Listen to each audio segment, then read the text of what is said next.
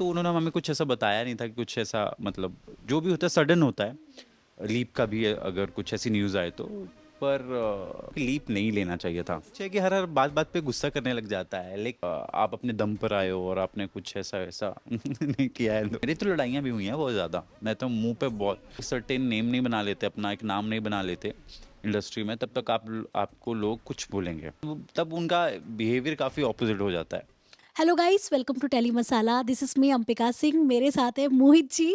ये रिश्ता से जुड़ने के बाद आपने खुद के ये जो कहते हैं ना करियर, आपने पहले ही भी काम किया था, बट अक्सर ऐसे बहुत सारे एक्टर्स से सुना गया है कि राजन शाही सर के साथ जुड़ने के बाद जो है एक अलग ही चार्म आ जाता है एक्टर के अंदर और उसके काम में और ज़्यादा कहते हैं ना खिल के आता है काम। हाँ, मेरा एक्सपीरियंस काफ़ी अच्छा रहा है इनके साथ, और मतलब डायरेक्टर कट प्रोडक्शन के साथ काम करना तो मुझे मतलब एक एक्टर के लिए बहुत अच्छी बात है। जैसे मैंने पहले भी कई इंटरव्यूज़ में कहा है कि जैसे धर्मा प्रोडक्शन, यश राज प्रोडक्शन है फिल्मों का, वैसे डायरेक्टर कट प्रोडक्शन है सीरियल का। और सभी एक्टर्स इनके साथ काम करना चाहते हैं, और मुझे काफ़ी कुछ सीखने को मिला। जब मैं अभीर बन के आया था ये रिश्ता में, तो लोगों ने इतना प्यार दिया, इतना प्यार दिया कि पूछो मत। मेरे क्या चारू क्यारा, हम तीनों के ट्रायंगल को लोगों ने इतने प्यार दिया, और मैंने कभी एक्सपेक्ट नहीं किया था कि मतलब इतने कम टाइम में लोग इतना प्यार देंगे। तो उसके लिए तो तहे दिल से शुक्रिया अदा करता हूँ आज भी आप लोगों का, कि आप लोगों ने इतना ज़्यादा प्यार दिया हमारे ट्रायंगल को। हाँ। जब आपको पहली बार अप्रोच किया गया था मोहित जी, कि आपको ये अबीर का कैरेक्टर करना है, रनिंग शो में आपको एंट्री लेनी थी, उस वक़्त आपका रिएक्शन क्या था पहला? क्या आपकी कंडीशन थी मेकर से? मेरा यही था कि जो भी करूँ वो अच्छा करूँ, और कैरेक्टर अलग से खिल के आए। तो रॉक स्टार वाला कुछ था मेरा, रॉक स्टार वाला कुछ था क्या, रॉक स्टार ही था मैं। और मैंने थोड़ा स्क्रिप्ट पढ़ा था, तो मुझे लगा था यार ये कुछ इंटरेस्टिंग होने वाला है। और जैसे मैंने एक्सपेक्ट किया था ये वैसा ही हुआ, उससे ज़्यादा अच्छा हुआ। लोगों ने इतना पसंद किया है। बैड बॉय वाला लुक वाला मेरा जो था, गुस्सा वाला, मतलब हर बार गुस्से में रहता है, तो ये लोगों ने बहुत प्यार दिया इस वाले कैरेक्टर को मेरे को। तो मुझे बहुत मज़ा आया, और मतलब प्रोडक्शन वालों को भी अच्छा लगा जब ये टेलीकास्ट होने लगा। फिर लोगों को भी अच्छा लगा, सबको अच्छा लगा। तो फिर मुझे भी लगा यार अच्छा तो कुछ कर ही रहूँगा, जो लोग इतना प्यार दे रहे हैं। आप जो अबीर का कैरेक्टर कर रहे थे, उसकी क्या क्वालिटीज़ थी जो मोहित को बहुत ज़्यादा अपसेट कर रही थी? अपसेट अभीर की, हाँ, कुछ है कि हर हर बात बात पे गुस्सा करने लग जाता है, लेकिन अभीर का मुंह फट होना मुझे बहुत अच्छा लगता है।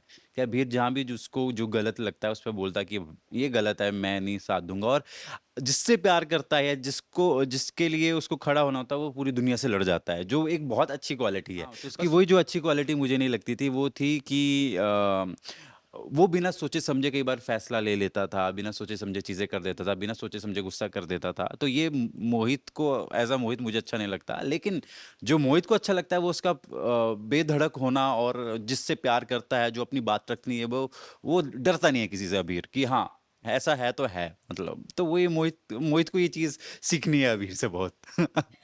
ये रिश्ता से जुड़ने से पहले क्या आपने कभी भी शो को फ़ॉलो किया था, कोई भी हाँ जी, जनरेशन? हाँ जी, हाँ जी, हाँ जी, हाँ जी। जैसे मैंने कहा कि मैं गांव से आया हूँ, और गांव में तो सिनेमा हॉल्स होते नहीं थे, तो हम सीरियल ही देखते थे घर वालों के साथ बैठ के एक टीवी में।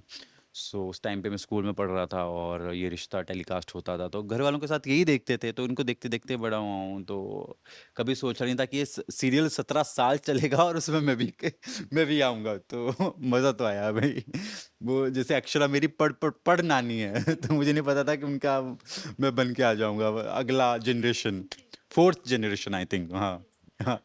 आपका फ़ेवरेट जनरेशन कौन है वैसे?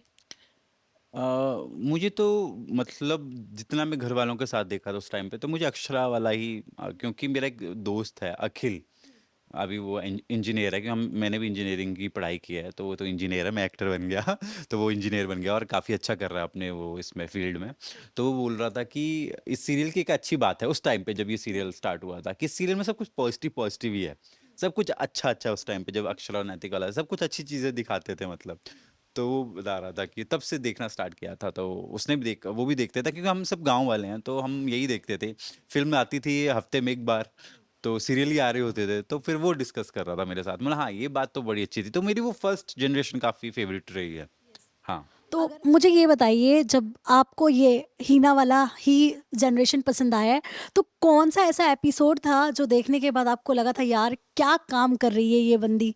वैसे तो काफ़ी साल हो गए हैं, लेकिन जो फर्स्ट एपिसोड मैंने देखा था, उसको मैंने भूला नहीं हूँ उसको मैं अभी तक, क्योंकि उसमें जैसे एक लड़की आई थी और उसमें पूरी हवेली रिवील हुई थी, तो वो मुझे बड़ा मज़ेदार लगा। मतलब यार क्या ग्रैंड सेट बनाया है। उस टाइम में मुझे समझ थी इन चीज़ों की, मतलब क्या ग्रैंड सेट बनाया है, मज़ेदार बनाया है। तो वो काफ़ी ज़्यादा मुझे अच्छा लगा था और तब से आई थी, मतलब हाँ, तो उसमें और भी कई छोटी-छोटी चीज़ें थी जो अभी याद नहीं है, पर हाँ, वो फर्स्ट सीज़न तो बहुत ही अच्छा था उनका। हुँ। टीवी पे आपने जितना भी सेट देखा था, सेट आज भी वही है। तो जब आप पहली बार आए थे, तो सबसे पहले कौन-सा कोना ढूँढ रहे थे? मैं पहली बार जब सेट पर आया तो सेट की एक सबसे बड़ी अच्छी चीज़ ये लगी कि मैं गोयनका हाउस में था जो 10 साल से मैंने देखा था, और लास्ट में एक मंदिर है। तो मुझे लगा बस सेट का मंदिर, मतलब सेट सेट में ही मंदिर है, पर मुझे लगा कि वो नकली मंदिर है। पर बाद में पता चला कि वहाँ पे पुजारी जी हैं, रोज़ आते हैं, रोज़ रोज़ पूजा करते हैं, शंख बजाते हैं, और ऊपर भी एक मंदिर है। तो 2 मंदिर हैं, तो दोनों जीवंत मंदिर है और दोनों में रोज़ पूजा होती है। तो ये काफ़ी ज़्यादा मुझे एक्साइटिंग न्यूज़ लगी। मतलब यार ये तो काफ़ी ज़्यादा अच्छी चीज़ है, मतलब इतना मानते हैं राजन जी इन सब मतलब भगवान को, और उनका ऐसा विश्वास है कि भगवान की कृपा दृष्टि है जो ये शो इतने सालों से चल रहा है, 17 सालों से चल रहा है। तो वो चीज़ मुझे बहुत अच्छी लगी और फिर मैं भी रोज़ जाके मत्था टेकता हूँ वहाँ पर। और सेट तो काफ़ी ग्रैंड है उनके, आप पोदार वाला देख लो, चाहे क्या बोलते गोइनका वाला देखो। पोदार में एक चीज़ सबसे अच्छी लगती है सेट में, उनका एक घोड़ा, जो इतना बड़ा सा घोड़ा रखा हुआ है उन्होंने। वो काफ़ी कम यूज़ होता है, लेकिन साइड में ऐसे अच्छा लगता है, मतलब मस्त, ये मुझे प्रॉप अच्छा लगा। राजन सर से कोई ऐसा कॉम्प्लीमेंट मिला है जो आपके दिल में एक अलग जगह बना चुका है? हाँ जी, राजन जी से मेरी मुलाकात बीच में नहीं हो पाई थी, क्योंकि वो कंट्री से बाहर थे, और जब टेलीकास्ट हुआ शो तो फिर हम एक पार्टी पे मिले, तो वो मुझे पहली बार मिल रहे थे और उन्होंने मुझे देखते ही बोला था कि जो तुम कर रहे हो, I am really proud of you. तो मुझे अच्छा लगा कि पहली बार में मिले और इतना अच्छा उन्होंने बोला, तो हाँ। हाँ, काफ़ी अच्छे इंसान हैं यार। उनके सेट पे एक बहुत अच्छी चीज़ है, अगर आप देखने जाओ तो वहाँ पे एनिमल्स को बहुत प्यार करते हैं। वहाँ पे बहुत सारे कुत्ते हैं और बिल्ली भी है। तो उनको बड़ा बच्चों की तरह रखते हैं, उनको कोई कुछ नहीं बोलता। आप देख रहे होंगे कि शूट होता है तो वो ऐसे जा रहे होते हैं बीच में, ऐसे-ऐसे कुत्ते या बिल्ली, पर कोई किसी को नहीं बोलता। कोई ऐसे सोफ़े पर बैठा है कोई, तो ये मुझे बड़ी अच्छी चीज़ लगती है कि तो उनका भी आशीर्वाद है, कुत्ते-बिल्लियों का भी, मतलब इतना प्यारा ऑरा है सबका, तो मतलब तो ये शो चल रहा है। कहीं न कहीं मुझे तो लगता है कि भगवान भगवान का बहुत ज़्यादा कृपा है इस शो पर। शो जॉइन करने से पहले क्या दिमाग में सेकंड थॉट था कभी ऐसा कि इतनी बड़ी स्टार कास्ट है, पता नहीं स्क्रीन टाइम कितना मिलेगा, क्या होगा? मैं तो एक्साइटेड था अनीता जी से मिलने के लिए, और मैंने बताया नहीं कि मॉक शूट पे जब मैं गया था तो अनीता जी भी मेरा मॉक शूट देखने आई थी बीच में, और उन्होंने मुझे देखा, और मैं मॉक शूट ख़त्म हुआ और मैं निकलने लगा तो अनीता जी ने बोला कि बहुत अच्छा किया। तो मैंने बोला यार आपके मुंह से ये बात सुनना मेरे लिए बहुत बड़ी बात है। और उसके बाद मेरी मम्मा की भी वो फेवरेट रही हैं, अभी भी फेवरेट हैं। तो उनके साथ काम करना भी बड़ा अच्छा लगा, और जब सेट पर उनके साथ काम करने लगा तो पता चला कि ये बहुत अच्छी इंसान भी हैं।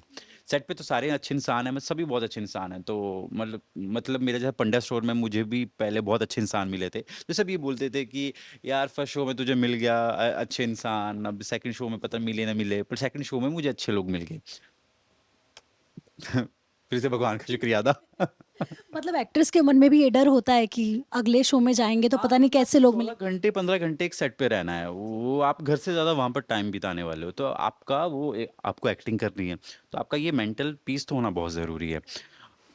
तो लोग अगर आसपास अच्छे हो ना तो फिर टाइम निकल जाता है और आप हंसते खेलते एक्टिंग करते सीन निकाल देते हो। हाँ। सबसे पहले आपको कंफर्टेबल किसने कराया था सेट पे? सबसे ज़्यादा पहले कंफर्टेबल किसने कराया था, गोइनकाज में ही आया था मैं सबसे पहले तो। गोइनकाज में ही थे, नियति जी थे, सई जी थे, फिर सचिन जी थे, उन्होंने काफ़ी कंफर्टेबल करवाया। फिर अपनी रूही हुई, समृद्धि हुई, तो उन्होंने काफ़ी ज़्यादा कंफर्टेबल, जिन जिनके साथ शूट हुआ सब ने अच्छा ही फील कराया। मतलब सबने, सबको पता था कि बाहर से आया अभी, मतलब कुछ टाइम पहले आया है, तो उसको कंफर्टेबल फील करवाते हैं, तो सबके साथ अच्छी बनी। जब गर्विता शो से एग्ज़िट हो रही थी, जब उनका ट्रैक खत्म हो रहा था, उस वक़्त आपका भी ऐसे कहा जा रहा था, आपका भी न्यूज़ में आया था कि आपका भी मतलब एग्ज़िट हो गए हो, चले जा रहे हो। तो उस वक़्त आपको ऐसा कुछ शॉकिंग लगा था कि मतलब मुझे तो ऐसा कुछ बताया नहीं गया, बाहर कैसे चल रही है? या उस वक़्त मन में कुछ ऐसा आ गया था कि यार गर्विता का तो बहुत ज़्यादा शॉकिंग था मेरे लिए, क्योंकि गर्विता एकदम से जापान जा रही है और पर उसके साथ बहुत अच्छा बॉन्ड बन गया था मेरा, क्योंकि उसका मेकअप रूम और मेरा मेकअप रूम लगभग साथ में ही थे, तो हम कभी भी एक दूसरे के रूम में चले जाते थे, तो वैसा बन गया था हमारा। तो वो काफ़ी शॉकिंग था। और रही बात मेरी उस टाइम पे, तो उन्होंने हमें कुछ ऐसा बताया नहीं था कि कुछ ऐसा, मतलब जो भी होता है सडन होता है, लीप का भी अगर कुछ ऐसी न्यूज़ आए तो। पर उन्होंने कहा कि नहीं नहीं अभी आपका है। जब गर्विता का वाला सीन हुआ तो मैं, ठीक है मेरा है, पर गर्विता जा रही थी तो उसका भी एक दुख था कि जा रही है। बट ठीक है, फिर हम बाद में मिलते रहते हैं, ऐसे भी मिलते रहते हैं हम। आपने देखी होगी हमारी स्टोरीज, कभी कभी कभी ऐसे मिलते रहते हैं, कभी उसके खाने पर चला जा उसके घर पर खाने पर चला जाता हूँ, कभी ऐसा होता है तो। बट जब आपका भी न्यूज़ में आ रहा था कि आप भी एग्ज़िट कर रहे हो, आप भी कहीं जा रहे अरे हो, मेरे तो हर तो बार आ जाता है मेरे तो हर बार आ जाता है कुछ भी करके तो। ठीक है, जब एग्जिट वाला होगा तो मैं खुद डाल दूंगा, पर अभी कुछ ऐसा नहीं। बट आपके मन में वो एक सेकंड थॉट लाता है कि यार मुझे भी ना बताए, कैसे हो सकता है? क्या सच में ऐसा बात चल रहा है मेकर्स के बीच में जो बाहर लीक हो गया नहीं, है? वो बता देते हैं, वो बता देते हैं मेकर्स, सबसे पहले हमें बताते हैं, फिर बाद में तो ऐसा कुछ नहीं कि छुपाते हैं, पर वो बता देते हैं, मतलब पहले ही बता देते हैं। अपने एक्टर्स को वो पहले बताते हैं, फिर बाद में जो चीज़ें होती है वो बाहर जाती हैं। और मेकर्स के साथ ट्रांसपेरेंसी रही है, मतलब तो मेरा काफ़ी अच्छा अनुभव रहा है इन लोगों के साथ, इस प्रोडक्शन के साथ। तो हाँ, तो मुझे तो मज़ा आया इन लोगों के साथ काम करके, अभी भी कर ही रहा हूँ। हाँ, समृद्धि के साथ कैसा बॉन्ड है आपका? अच्छा है, उसके साथ भी बहुत अच्छा बॉन्ड है, और अच्छी लड़की है, काफ़ी अच्छी लड़की है वो भी। और उसके साथ भी मज़ा आता है काम करने का। और बीच-बीच में कभी-कभी हम गॉसिप करने लग जाते हैं, कुछ करने लग जाते हैं, तो उसके साथ भी मज़ा आता है। सबके साथ अभी बीच में ऐसा हुआ था कि समृद्धि का शूट अलग चल रहा था और मेरा, कियारा और सई जी का अलग से ही एक स्टोरी चल पड़ी थी। तो हमारा हमारा मिलना ही नहीं हो रहा था बीच में। गोइंका हाउस में अलग स्टोरी चल रही, पदार में अलग स्टोरी चल रही। तो बीच में हमारा मिलना ही बंद हो गया था। तो फिर कभी-कभी ऐसा आता था उसका मैसेज या मेरा कि कहाँ है, क्या कर रही है? क्योंकि शूट चल रहा है, पर दोनों अलग-अलग शिफ्टों में है, मतलब अलग-अलग यूनिट में है। तो वो चीज़ चल रही थी, बट ठीक है, ठीक है। अभी बीच में बात भी हुई थी, मतलब स्मृति के साथ बात हुई थी, प्रीति जी के साथ बात हुई थी, श्रुति जी के साथ बात हुई थी, शरवण, मतलब बात होती रहती है सबके साथ। ऋषभ के साथ बात हुई थी, ऋषभ से मिला था अभी-अभी, और ऋषभ की पार्टी में मिला था स्मृति के साथ। और बीच में मैं थाईलैंड चला गया था, और फिर मेरी थोड़ी डेट्स का आगे-पीछे चल रही है चीज़ें, क्योंकि मैं वर्टिकल्स भी कर रहा हूँ साथ-साथ में, सो थोड़ा-सा वो हौच-पौच हो रही है चीज़ें, बट ठीक है। मज़ा आ रहा है, मुझे बिज़ी रहने में मज़ा आता है। हाँ, टच वुड। हाँ, हाँ, हाँ, टच वुड।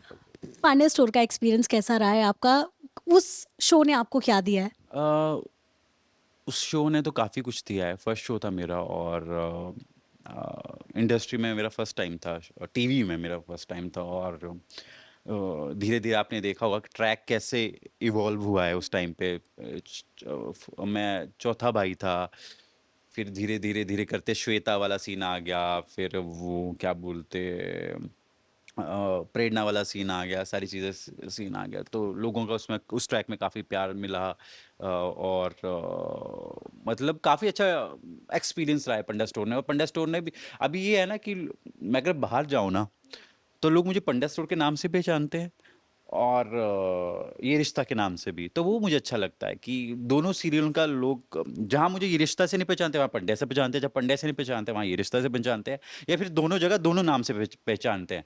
तो मेरे दो शो हैं ये, फर्स्ट और सेकंड शो। तो मुझे अच्छा लगा कि दोनों शोज इतने अच्छे शोज मिल गए, जिनमें क्या बोलते, मैंने खुद किरदार बनाया, निभाया। पंड्या स्टोर में तो ऐसा था कि वो किरदार तो खुद बनाते बनाते बन गया। लास्ट में आपने देखा होगा कि वो कैसा मैच्योर हो गया था, और कैसा अच्छा ट्रैक चल रहा था, श्वेता वो जो भी आ रहा वाला। तो काफ़ी ऑडियंस का रिस्पॉन्स भी काफ़ी अच्छा रहा है उसमें।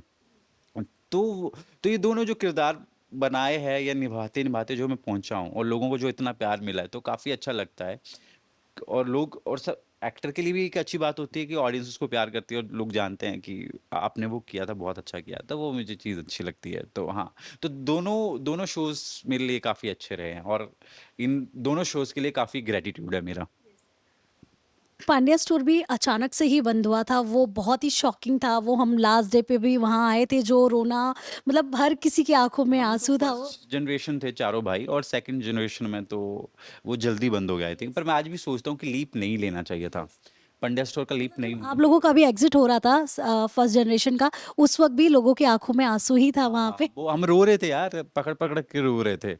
और काफ़ी ज़्यादा मतलब परिवार जैसा माहौल बन गया था हम सबका, और काफ़ी ज़्यादा कंफर्ट लेवल हो गया था हम लोगों का, कंफर्ट हो गया था एक दूसरे के साथ। तो हम सब एक दूसरे के रूम में घुस जाते थे, साथ में खाना खाते थे। तो ऐसा लगा ही यार एकदम से, मतलब जा रहे हैं सब के सब।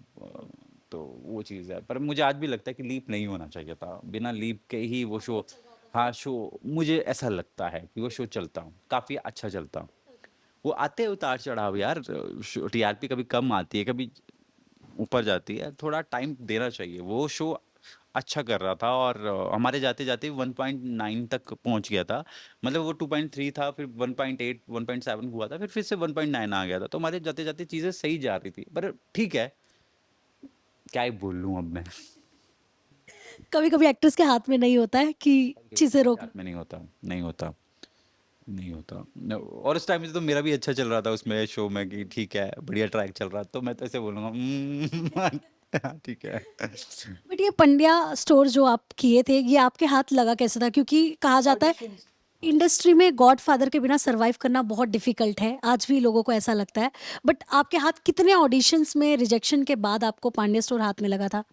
अरे मैंने ऑडिशंस दिए हैं, इसके 3 ऑडिशन दिए थे मैंने, फिर उसके बाद मॉक शूट हुआ था मेरा, मैं घर पे था। कोरोना का टाइम था, और घर पे था 1 साल से, कि कोरोना के चक्कर में हम सब घर पे चले गए थे, सब 1-1 साल का वो था गैप।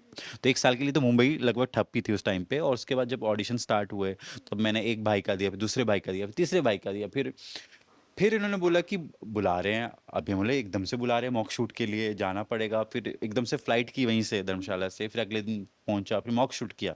उसके बाद जब पता चला यार शो स्टार्ट हो गया, और शो में छोटे छोटे बच्चे हैं, मैं बोला यार उन्होंने सिलेक्ट ही नहीं किया मुझे, है, इन्होंने छोटे बच्चे ले लिए जो भी है। फिर बाद में पता चलता है कि नहीं, बड़े बच्चे हो रहे हैं और इसमें आप होंगे। बोले ठीक है, तो इसमें कोई गॉड फादर नहीं था, कुछ नहीं था। कास्टिंग डायरेक्टर जो थे, उन्होंने मुझे इंस्टा से ढूंढा था, इंस्टा में मेरा कुछ एक सीन देखा था उन्होंने गाने का। तो उन्होंने सोचा कि जाएगा लड़का, तो उन्होंने ऑडिशन मांग लिया उससे, और विनोद जी नाम था उनका। तो मैंने जो भी है घर से ऑडिशन भेजा था, जो भी था। और घर से ऑडिशन भेजने के बाद ही भी 3 ऑडिशन भेजे अलग अलग, देव के, शिवा के, और क्रिश के। तो उसके बाद उनको लगा कि मॉक शूट के लिए बुलाते हैं, फिर मॉक शूट हुआ, तो ये सब चीज़ें हुई, तो ऐसे करके फिर फाइनल हुआ। तो गॉड फादर तो कोई नहीं रहा, पर हाँ भगवान का साथ बहुत रहा, और विनोद जी ने भी ढूंढ के निकाला इंस्टा से। नहीं तो ऐसे तो मैं बहुत कोशिशें कर रहा था कि जाके कहीं ऑडिशन दूँ, वो करूँ। तो वो चीज़ वही है कि जब लक चमकता है, तब लक के ऊपर कोई नहीं होता, और भगवान के ऊपर कोई नहीं होता, और सही टाइम और right people, right time, right place होना बहुत ज़रूरी है। तो वो बहुत मैटर करती है चीज़ें। और किसी शोज़ के लिए दिया था आपने ऑडिशन जो अभी भी चल रहा है या फिर चालू होके भी बंद हो गया है? यार याद नहीं। चालू होके वैसे तो कई बंद हो गए, चालू होके बंद हुए। पर अब ये पंड्या स्टोर के बाद सीधा मैंने फिर ये रिश्ता ही किया है, मतलब पंड्या स्टोर के पहले मैं बोला फर्स्ट शो है पंड्या स्टोर मेरा। हाँ, ऑडिशन तो काफ़ी दिए यार, ऑडिशन तो काफ़ी दिए थे, मतलब काफ़ी स्ट्रगल, मतलब वैसा स्ट्रगल नहीं रहा है जैसे लोग बोलते स्ट्रगल रहा है। पर हाँ स्ट्रगल रहा है, क्योंकि आप एक गांव से आते हो, आपको, जैसे मैं आया था जब यहाँ पर मुंबई में जब मैं आया था, तो हमें, मेरा एक दोस्त है पीयूष, वो भी एक्टर है, तो हम मुंबई हिमाचल से सीधा मुंबई आए, हमें पता ही नहीं ऑडिशन कहाँ होते हैं, और ऑडिशन हो रहे हैं, और पता ही नहीं कैसे क्या करना है। कभी लगते हैं कि नवी मुंबई में ऑडिशन होता है, कभी मतलब कहाँ रहना है ये भी नहीं पता, रहें कहाँ ये भी नहीं पता। कहीं ऐसी जगह पे रह रहे थे, एक जगह पे तो हम ऐसे चले गए जहाँ पे इतना, मतलब एक तो शक्ल देख के वो रेट लगाते हैं इतना, जैसा एक रूम था उसका, मतलब उस टाइम पे हम कितना ज़्यादा पैसा दे रहे थे उसका, मैं बोले यार वॉशरूम जैसा घर है ये, और इसका हम इतना ज़्यादा पैसा दे रहे हैं। और फिर मुझे ना ऐसा थोड़ी देर में ऐसा आ गया कि यार मैं क्या, मतलब क्या करने आया हूँ, मतलब मुझे समझ नहीं आ रहा है इसमें, और पता ही नहीं चल रहा था कि ऑडिशन कहाँ देना है। फिर ऑडिशन में जा रहे हैं तो नॉट फिट बोल के बोल देते हैं कि नॉट फिट है, ये है। मैं हर जगह नॉट फिट हो रहा हूँ, अभी ऑडिशन तो ले लो, ऑडिशन भी नहीं ले रहे लोग। फिर कहीं ऑडिशन हो रहा तो ऑडिशन दे रहे तो वहाँ पे सिलेक्ट नहीं हो रहे। तो ऐसी तो रिजेक्शन रही हैं। और पर फिर मैंने सोचा कि फिर एक टाइम आया जब मैंने सोचा कि क्वांटिटी पे बहुत ज़्यादा मैं फ़ोकस कर रहा हूँ, क्वालिटी पे फ़ोकस करता हूँ। अगर रिजेक्ट हो रहा हूँ, कहीं पे रिजेक्शन हो रही है, तो कहीं न कहीं कमी हो सकती है मेरे में। तो फिर मैंने क्वालिटी पे काम करना स्टार्ट किया, ख़ासकर तब जब कोरोना के टाइम पे मैं घर पर था, है ना? तो मैं खुद ही ऑडिशन बनाने लग गया, खुद ही अपने वो एक्टिंग पे काम करने लग गया कि मुझे ऐसे करना है, वैसे करना है, ये कितना नेचुरल आ रहा है, ये सीरियल के हिसाब से कितना आ रहा है, सीरियल में कितना ड्रामा चाहिए होता है उस हिसाब से। फिर तब जाके शायद क्वालिटी पे काम करते-करते ही फिर पंडा स्टोर आया था मुझे और मैंने किया, तो वो काम कर गई चीज़ चीज़ मेरे लिए। ये ऑडिशन के बीच में कभी ऐसा अनवांटेड एक्सपीरियंस हुआ आपको? कैसे, क्योंकि लड़कियां तो अपने एक्सपीरियंस शेयर करती कि उनको इनडायरेक्ट कॉल आया, या आपको भी ऐसा कुछ हुआ था कि हुआ मतलब हुआ आज। एक ने तो मुझे ऐसा बोल दिया था कि विदाउट गॉडफादर या फिर कैसे तू कैसे करेगा? मुझे कुछ कॉम्प्रोमाइज़ के लिए बोला था चीज़ों के लिए। एक बार नहीं 2 बार 2-3 बार हुआ है और एक ने तो ऐसा बोला था कैसे करेगा? मैंने बोला मैं करके दिखाऊँगा। मैं करके दिखाऊँगा, चाहे मुझे टाइम लग जाए पर मैं करके दिखाऊँगा कि मुझे अपनी काबिलियत पे पूरा भरोसा है। और माता रानी का साथ रहा तो पहुँच गए यार करते-करते अपनी इन चीज़ों को लेके मतलब अभी स्वाभिमान से आप बोल सकते हो कि आप अपने दम पर आए हो और आपने कुछ ऐसा-वैसा नहीं किया है तो बट किस तरह का कॉम्प्रोमाइज करने आपको कह रहे थे? जो लड़कियों को बोलते हैं यार हाँ, हाँ, होता है पर टीवी इंडस्ट्री में मैंने बड़ा कम देखा है। टीवी इंडस्ट्री में इतना नहीं है, टीवी में फिर भी बहुत कम है, बाकी जगह मैंने सुना है कि बहुत ज़्यादा है, पर मेरे वाले केस में तो बहुत कम है। मेरी तो लड़ाइयाँ भी हुई हैं बहुत ज़्यादा, मैं तो मुँह पे बहुत हाँ, हाँ, मैं बड़ा इस मामले में ये हूँ मैंने तो अपने दोस्तों के लिए भी लड़ा हूँ मैं तो। मेरे दोस्त को किसी ने कुछ ऐसा बोल दिया तो मैं अपने दोस्तों के लिए भी लड़ पा रहा हूँ कि तेरी हिम्मत कैसे ऐसे बोलने की है, फलाना-ढिमकाना। तो वो पता नहीं कहाँ से मेरे अंदर ऊर्जा आ जाती है पर मुझे ऐसा लगता है कि नहीं भाई हम काम करने आए हैं भगवान हमारे साथ है हम करके दिखाएंगे और निकाल के दिखाएंगे चीज़ें बस ये है कि कुछ खुद से गलत नहीं करना है बस। हम्म। बट वही, जब आपके सामने वो कंडीशन रखी गई कि आपको कॉम्प्रोमाइज करना पड़ेगा, उस वक्त सबसे पहला थॉट आपके दिमाग में क्या था? एंड वो चीज़ होने के बाद आप कितने अपसेट हुए थे कि काम करूँ या छोड़ के जाऊँ?